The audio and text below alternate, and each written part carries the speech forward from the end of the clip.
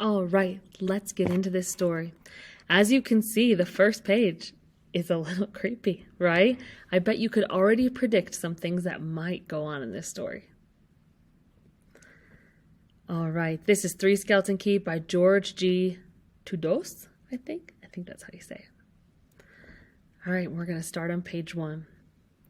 My most terrifying experience?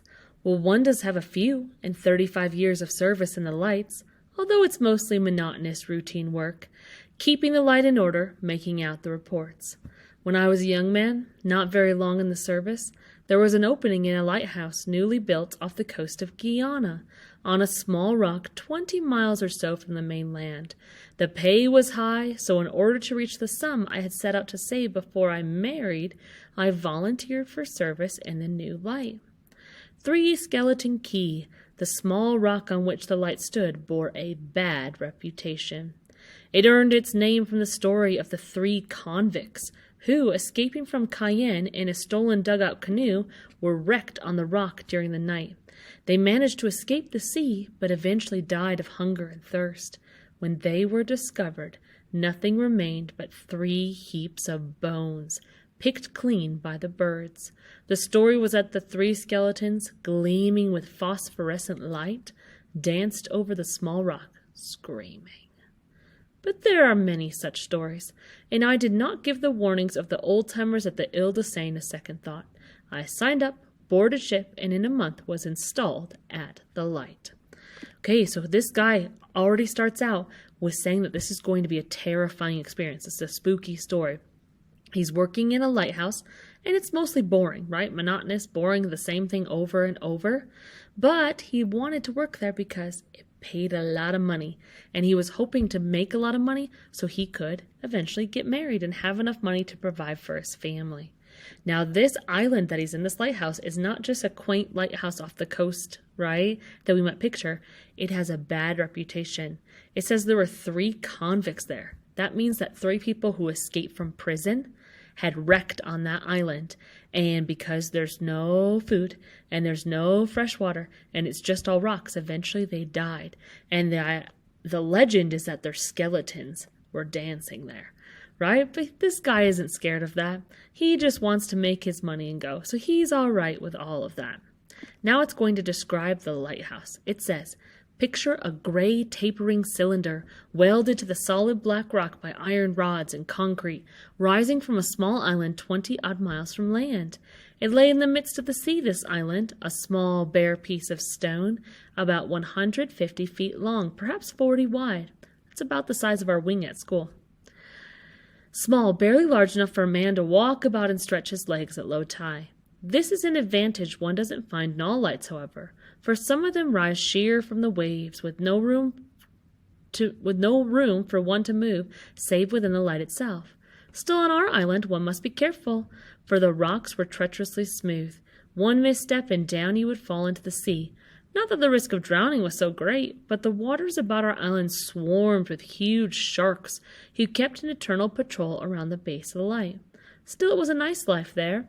We had enough provisions to last for months, in the event that the sea should become too rough for the supply ship to reach us on schedule.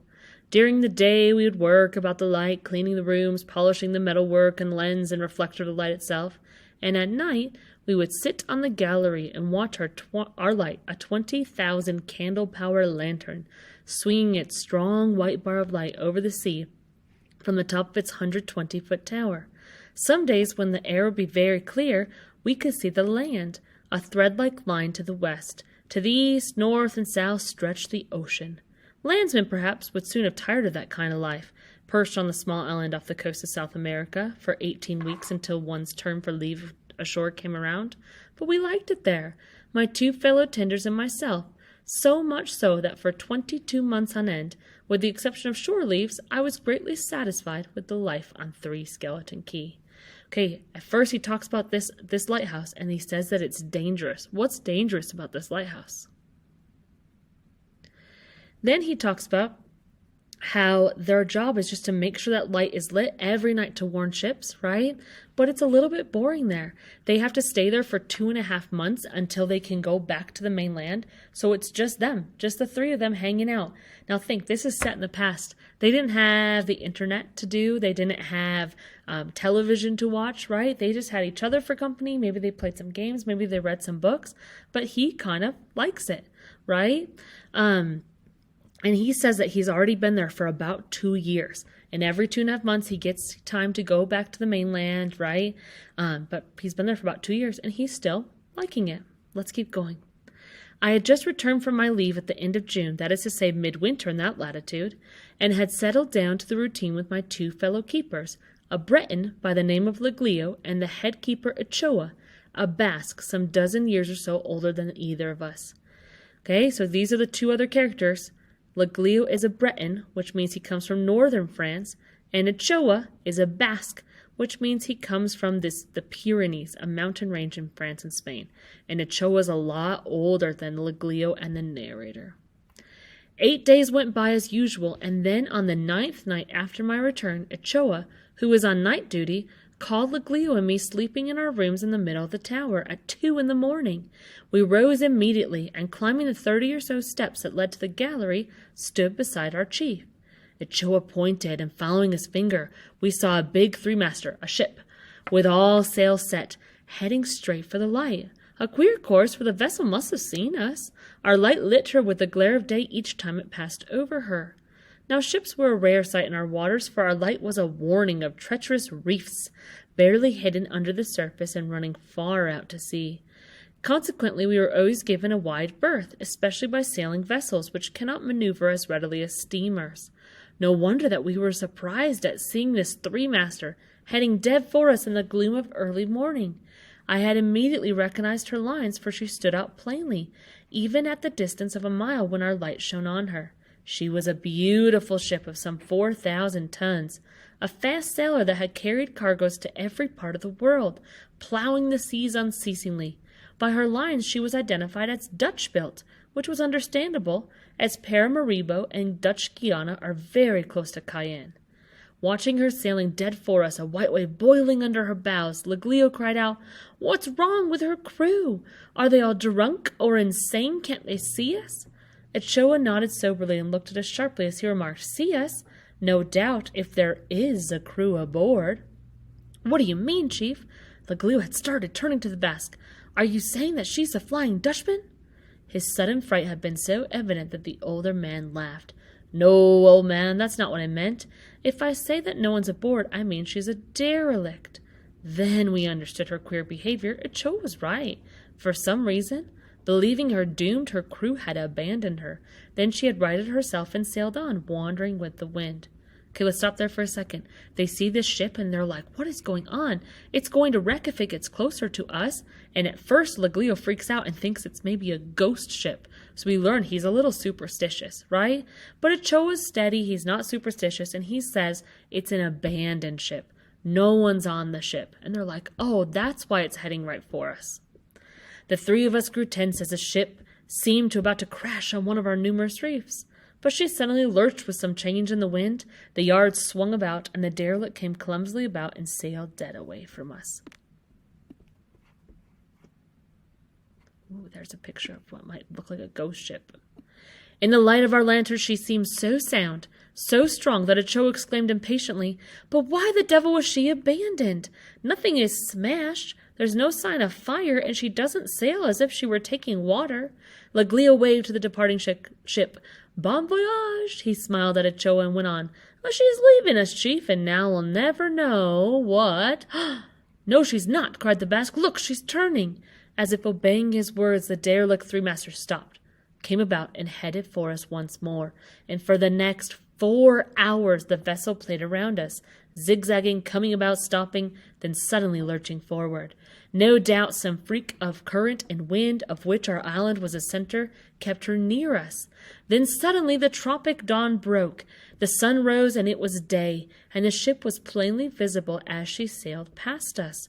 Our light extinguished, we returned to the gallery with our glasses and inspected her. The 3 of us focused our glasses. They're talking about binoculars or a telescope. Focus our glasses on her poop deck, right? It's the back deck of a ship. Focus our glasses on her poop and saw standing out sharply black letters on a white background of a life ring, the stenciled name, Cornelius de Witt, Rotterdam. We had read her lines correctly. She was Dutch. Just then the wind rose and the Cornelius de Witt changed course, leaned to port, that's the left side, and headed straight for us once more. But this time she was so close that we knew she would not turn in time.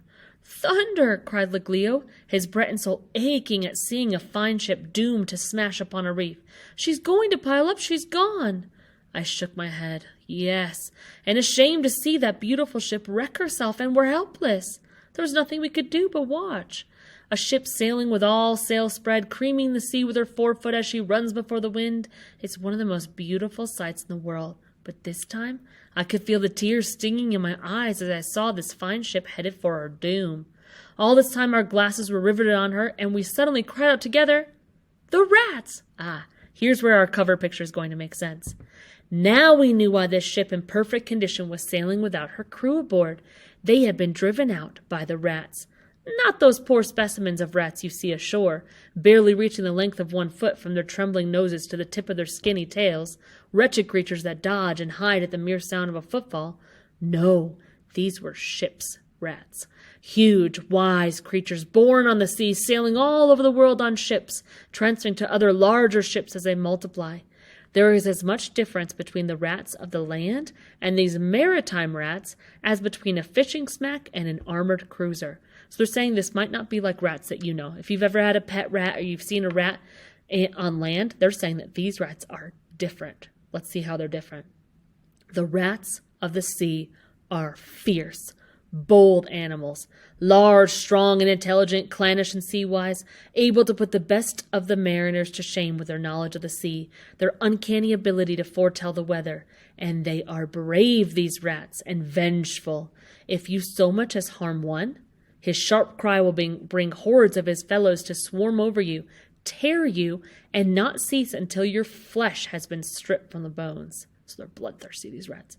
The ones on this ship, the rats of Holland, right, remember it's a Dutch ship, are the worst, superior to the other rats of the sea as their brethren are to the land rats. And there's a well-known tale about these animals. A Dutch captain, thinking to protect his cargo, brought aboard his ship not cats, but 2 terriers, dogs trained in the hunting, fighting, and killing of vicious rats. By the time the ship, sailing from Rotterdam, had passed the Ostend light, the dogs were gone and never seen again. What do you think happened to the dogs? In 24 hours, they had been overwhelmed, killed, and eaten by the rats. At times, when the cargo does not suffice, the rats attack the crew, the people, either driving them from the ship or eating them alive. And studying the Cornelius de Witt, I turned sick, for her small boats were all in place. She had not been abandoned. So what happened to the people? Over her bridge, on her deck, in the rigging, on every visible spot, the ship was a writhing mass, a starving army coming toward us aboard a vessel gone mad. Our island was a small spot in that immense stretch of sea. The ship could have grazed us or passed to port or starboard with its ravening cargo, but no. She came for us at full speed as if she were leading the regatta at a race and impaled herself on a sharp point of rock. There was a dull shock as her bottom stove in, and then a horrible crackling as the 3 masts went overboard at once, as if cut down with one blow of some gigantic sickle. A sighing groan came as the water rushed into the ship, and then she split in 2 and sank like a stone. But the rats did not drown, not these fellows. As much at home in the sea as any fish, they formed ranks in the water, heads lifted, tails stretched out, paws paddling, and half of them, those from the fore part of the ship, sprang along the mast and onto the rocks in the instant before she sank. Before we had time even to move, nothing remained of the 3-master save some pieces of wreckage floating on the surface, and an army of rats covering the rocks left bare by the receding tide. Thousands of heads rose, felt the wind, and we were scented, seen. To them we were fresh meat after possible weeks of starving. So not only are these rats bloodthirsty, but they smell the men and they go, delicious. There came a scream composed of innumerable screams, sharper than the howl of a saw attacking a bar of iron, and in one motion, every rat leaped to attack the tower. We barely had time to leap back, close the door leading onto the gallery, descend the stairs, and shut every window tightly. Luckily, the door at the base of the light, which we never could have reached in time, was of bronze set in granite and was tightly closed. That's good, right? The horrible band in no measurable time had swarmed up and over the tower as if it had been a tree, piled onto the embrasures of the windows, scraped at the sides of the glass with thousands of claws, and covered the lighthouse with a furry mantle. They reached the top of the tower, filling the gallery and piling on top of the lantern. Their teeth grated as they pressed against the glass of the lantern room, where they could plainly see us, though they could not reach us. A few millimeters of glass, luckily very strong, separated our faces from their gleaming, beady eyes, their sharp claws and teeth. Their odor filled the tower, poisoned our lungs, and rasped our nostrils with a pestilential, nauseating smell. And there we were, sealed alive in our own light, prisoners of a horde of starving rats. Okay, we're going to stop there for today. You should know that these men now are safe. They're inside. So far they're safe, right? But they have these bloodthirsty rats all around them. Tomorrow we'll find out what happens. Have a great day.